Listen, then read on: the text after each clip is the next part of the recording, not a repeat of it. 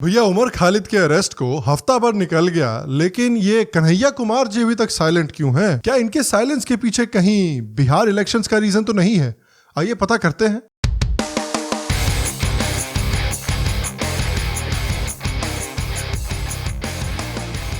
Hello Shyam Sharma show के इस episode में आपका बहुत बहुत स्वागत है। आज मुझसे जुड़ने के लिए और आज का ये एपिसोड देखने के लिए आपका बहुत बहुत धन्यवाद। तो लेफ्टिस्ट के ये जो बेस्ट फ्रेंड्स हैं इनके बारे में तो हम जानते ही हैं। टुकड़े टुकड़े गैंग के जय और वीरू, एंटी सीए प्रोपेगेंडा के करण अर्जुन और कश्मीर की आजादी के मूवमेंट के मुन्ना भाई और सर्किट। मैं ऑब्वियसली बात कर रहा हूँ कन्हैया कुमार और उमर खालिद की। जहां पर भी देश को टुकड़े करने की बात आती थी वहां पर ये दोनों हमेशा साथ में पहुंच जाते थे। जब भी बीजेपी से लड़ने की बात आती थी तो दोनों ब्रदर फ्रॉम अनदर मदर एकदम साथ में पहुंच जाते थे वहां पर। लेकिन क्या इस दोस्ती में दरार आ रही है? तो हाल में ही हमने देखा कि पिछले हफ्ते उमर खालिद को UAPA यानी कि अनलॉफुल एक्टिविटीज प्रिवेंशन एक्ट के तहत गिरफ्तार किया गया है। तो उमर खालिद के ऊपर आरोप क्या है वो मैं जरा जल्दी से आपको बता देता हूं। तो उमर खालिद के ऊपर आरोप यह लगाया गया है कि उन्होंने दिल्ली राइट्स को भड़काने में एक की रोल प्ले किया था। तो उनके ऊपर कुछ चार्जशीट फाइल की गई है पुलिस के द्वारा। पहली जो चार्जशीट फाइल की गई है वो कहती है कि उन्होंने 20 फरवरी को अमरावती में एक स्पीच दी थी जिसमें उन्होंने दिल्ली राइट्स को भड़काया था। जब 370 कश्मीर से हटाया तो कोई इनका विरोध नहीं हुआ। जब अयोध्या का जजमेंट आया तो किसी ने उस जजमेंट का विरोध नहीं किया। ये अहंकार में इतना डूब गए कि इनको लगा हिंदुस्तान की आवाम को हमने इतना डरा दिया है कि वो हमारा मुखालफत कभी नहीं करेगी। और अगर तुमने नागरिकता के सवाल उठाई, अगर तुमने संविधान से बाहर जाने की कोशिश करी, अगर तुमने औकात से बाहर निकलने की कोशिश करी, तो जैसे हमारी दादियां शाहीन बाग की तुम्हें औकात पे ला रही है, तुमसे वादा रहा तुम्हें औकात पे लाएंगे। और अमित शाह जो क्रोनोलॉजी समझाते हैं तो उनको भी एक क्रोनोलॉजी समझा के मैं अपनी बात खत्म करना चाहूंगा। CAA जाएगा, उसके बाद NPR जाएगा, उसके बाद NRC जाएगा और उसके बाद ये लोग सत्ता से जाएंगे। अब देखिए, पर्सनली आप अगर मुझसे पूछे तो मुझे ये नहीं लगता कि इस स्पीच में हिंसा को भड़काया जा रहा है या दंगों को भड़काया जा रहा है। ये बात सही है कि इस स्पीच में इन्होंने दिल्ली में डोनाल्ड ट्रंप के विजिट के समय पर अनरेस्ट और डिस्टर्बेंस क्रिएट करने की बात की है, लेकिन इस स्पीच में कहीं भी उन्होंने हिंसा या दंगे भड़काने की बात नहीं की है। क्योंकि अगर इस बेसिस पर आप कह सकते हैं कि उमर खालिद ने दंगे भड़काए हैं तो वही केस फिर कपिल मिश्रा पर भी लगाया जा सकता है। लेकिन एक और चार्जशीट फाइल की गई है उमर खालिद के ऊपर, जहां पर ताहिर हुसैन जो मेन अक्यूज्ड है दिल्ली राइट्स के और उमर खालिद के बीच में एक कनेक्शन बनाया गया है। चार्जशीट कहती है कि ताहिर हुसैन जो हैं वो यूनाइटेड अगेंस्ट हेट एक जो ग्रुप है उसके लीडर खालिद सैफी से कनेक्टेड थे और खालिद सैफी के थ्रू ताहिर हुसैन जो है वो उमर खालिद से भी कनेक्टेड थे, क्योंकि खालिद सैफी जो है वो इन दोनों के दोस्त हैं। चार्जशीट में ये कहा गया है कि खालिद सैफी जो है वो जाकिर नायक से भी मिलकर आए थे मलेशिया में और उनको सिंगापुर से कुछ फंड्स मिले थे जो फंड्स इन्होंने उमर खालिद को फॉरवर्ड किए थे। चार्जशीट में ये कहा गया है कि 8 जनवरी को शाहीन बाग में खालिद सैफी ने ताहिर हुसैन और उमर खालिद के बीच में एक मीटिंग ऑर्गेनाइज की थी और इस मीटिंग में ये डिसाइड किया गया था कि एक बड़ा एक्शन लिया जाएगा CAA और NRC के खिलाफ गवर्नमेंट को झकझोरने के लिए। इस चार्जशीट में यह भी कहा गया है कि उमर खालिद ने ताहिर हुसैन को यह भी कहा था कि आप फंडिंग की और सपोर्ट की टेंशन बिल्कुल भी मत लें, क्योंकि PFI जो है पॉपुलर फ्रंट ऑफ इंडिया वो आपको फंडिंग और लॉजिस्टिकल सपोर्ट प्रोवाइड करेगी। और एक फ्लो चार्ट भी प्रोवाइड किया गया है पुलिस के द्वारा कि किस तरह से उमर खालिद और अलग अलग जो राइट अक्यूज्ड है दिल्ली राइट्स में उन सब के बीच में कनेक्शंस हैं। तो ये चार्जशीट जो है वो उस स्पीच से काफी ज्यादा सीरियस है और इसकी प्रॉपर इन्वेस्टिगेशन करनी चाहिए कि भाई क्या ये मीटिंग सही में हुई थी।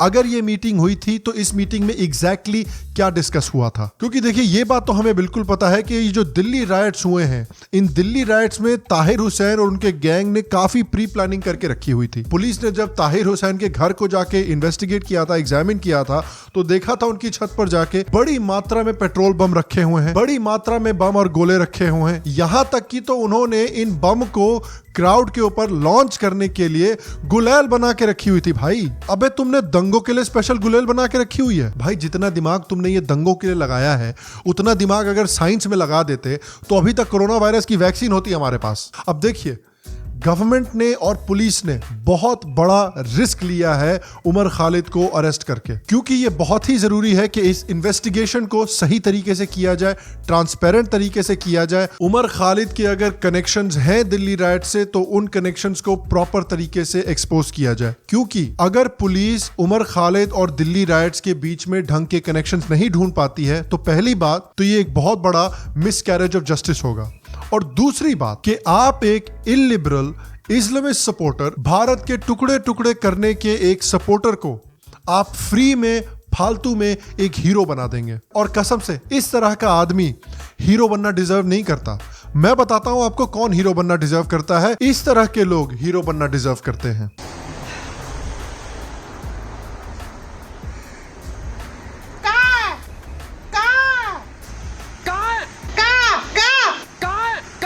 और अब हम आते हैं इस पूरी कहानी में एक और जो बड़ा ट्विस्ट है उसको डिस्कस करने के लिए, और ये स्टोरी है टुकड़े टुकड़े गैंग के जय और वीरू की। पूरा एक हफ्ता निकल चुका था उमर खालिद के अरेस्ट को, लेकिन उनके जो वीरू हैं कन्हैया कुमार वो बिल्कुल चुप बैठे हुए थे।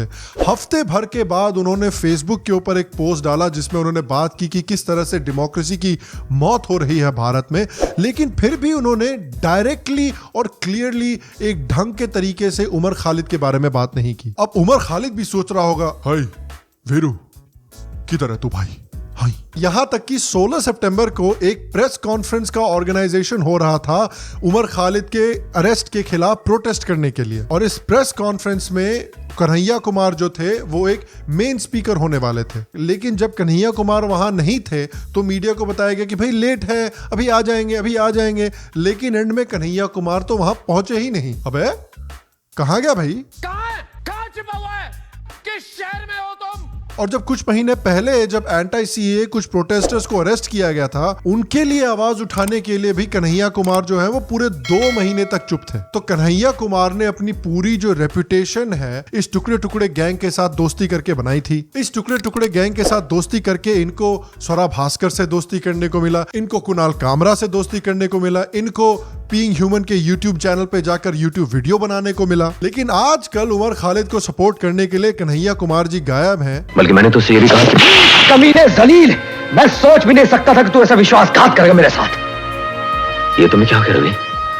तुम मुझे गलत समझ रहे हो यार, मैं तो तुम्हारा दोस्त हूं। अपनी गंदी जबान से दोस्ती का नाम मत ले, तुझसे ज्यादा वफादारी तो कुत्ते में होती है। कमीना, टूट गया वो दोस्ताना, आज से हम दोस्त नहीं दुश्मन है। और ये शायद इसलिए क्योंकि मुरारी अभी भी पॉलिटिशियन बनना चाहते हैं। पिछले साल आपको याद होगा कि मुरारी जो है वो लोकसभा चुनाव लड़े थे बेगूसराय से, और इस चुनाव को जीतने के लिए उन्होंने कई स्टार कैंपेनर बुलाए थे जैसे कि स्वरा भास्कर और कुणाल कामरा। लेकिन असलियत में ये लोग कन्हैया कुमार के नहीं, बीजेपी के स्टार कैंपेनर निकले। काफी बड़ी मात्रा से बेगूसराय की सीट जो है वो हमारे मुरारी जी हारे थे। लेकिन मुरारी अभी भी पॉलिटिशियन बनना चाहते हैं, और हो सकता है कि मुरारी जी रियलाइज कर रहे हो कि भाई टुकड़े टुकड़े गैंग के साथ अगर हम इस तरह से खुल्लम खुल्ला दोस्ती करेंगे तो हमारी कुणाल कामरा से तो दोस्ती हो जाएगी, स्वरा भास्कर से तो दोस्ती हो जाएगी, बीइंग ह्यूमन के चैनल पर जाके वीडियो तो हमारे बन जाएंगे, लेकिन बिहार में हमको कोई वोट नहीं देगा। हो सकता है कि बिहार के लोग जो हैं वो भारत के टुकड़े होते हुए नहीं देखना चाहते।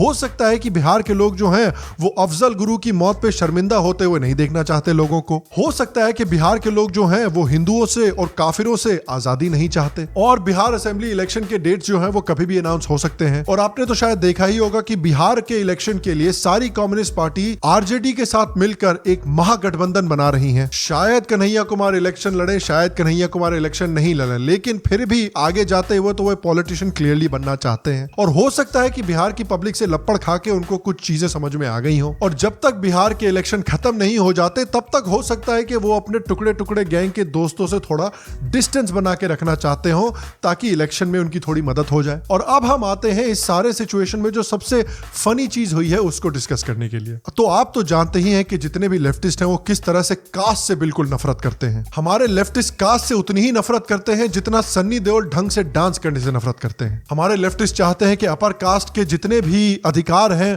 वो उनसे छीन कर लोअर कास्ट को दे दिए जाएं। और कन्हैया कुमार के साथ देखिए सबसे बड़ी प्रॉब्लम तो ये है कि वो अपर कास्ट भूमिहार है। लेकिन जब तक कन्हैया कुमार टुकड़े टुकड़े गैंग को खुल्लम खुल्ला सपोर्ट करने में रेडी थे तब तक ये अपर अपर कास्ट हैं इस बात की किसी को भी परवाह नहीं थी। लेकिन अब जब वो हफ्ते भर तक चुप रह चुके हैं उमर खालिद के अरेस्ट के बाद, तब तुरंत इनके कास्ट की खुदाई की जा रही है। द प्रिंट ने तुरंत एक आर्टिकल लिख दिया कि भाई देखिए, कन्हैया कुमार तो एक नंबर के अपर कास्ट हिंदू लिबरल हैं और इनको इस बात से बिल्कुल शर्मिंदा होना चाहिए। कमाल की बात तो भैया ये है कि जो लोग कहते हैं कि उनको कास्ट की बिल्कुल भी परवाह नहीं है, वो सबसे ज्यादा कास्ट को एक्सप्लॉइट करने की कोशिश कर रहे हैं। तो भैया कन्हैया कुमार, आप जितनी भी कोशिश कर लें, आप जितना भी इन लेफ्टिस्टों के इन टुकड़े टुकड़े गैंग के पैरों पर साष्टांग प्रणाम कर लें, ये कभी भी आपको अपना नहीं मानेंगे, ये कभी भी आपको नहीं अपनाएंगे, क्योंकि आपने तो इतनी बड़ी गलती कर दी है अपने लाइफ में अपर कास्ट में जन्म लेकर। जब तक आप इनके इशारों पर नाचते रहेंगे तब तक आपके कास्ट के बारे में कोई बात नहीं करेगा। जिस दिन आप जरा सा भी इनके इशारों से यहां वहां चले गए, उस दिन वो आपके कास्ट का इस्तेमाल करके आपको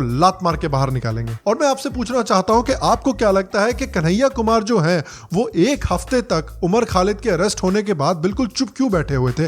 आपको क्या लगते हैं कारण? नीचे कमेंट सेक्शन में मुझे जरूर बताएं। अगर आपको आज का एपिसोड पसंद आया तो प्लीज आज के एपिसोड को एक लाइक दे, एक थम्स अप दे, इससे मेरी बहुत मदद होती है, इससे शो की बहुत मदद होती है।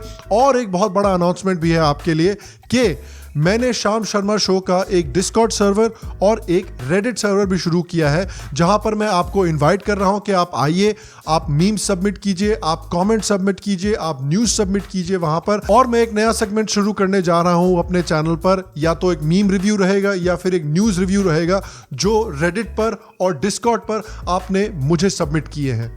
तो अगर आप उनको ज्वाइन करना चाहते हैं तो मेरे सब रेडिट को जरूर ज्वाइन करें, ये है मेरा सब रेडिट। और मेरे डिस्कॉर्ड सर्वर को ज्वाइन करने के लिए शाम शर्मा शो के एक पेट्रन जरूर बने। आप जैसे ही शाम शर्मा शो के पेट्रन बनते हैं, आपको डायरेक्ट एक्सेस मिल जाएगा शो के डिस्कॉर्ड सर्वर का। तो नीचे पेट्रियन के लिंक पर क्लिक करके शाम शर्मा शो के डिस्कॉर्ड चैनल को जरूर ज्वाइन करें। और अगर आपको शाम शर्मा शो पसंद है, अगर आपको आज का एपिसोड पसंद आया है और आपने फिर भी अभी तक सब्सक्राइब नहीं किया है, अरे भैया तक किस बात का इंतजार कर रहे हो? हैं बिहार इलेक्शन खत्म होने का इंतजार कर रहे हो? अरे क्लिक करो, सब्सक्राइब करो, बेल आइकॉन को दबाना बिल्कुल भी मत भूलना। और हाँ, हमारे यहाँ और भी एपिसोड्स हैं, इनको जाकर जरा देखिए, आपको जरूर पसंद आएंगे। मैं आपको अगले एपिसोड में मिलूंगा और तब तक स्वस्थ रहें, सुखी रहें और फिर मिलेंगे।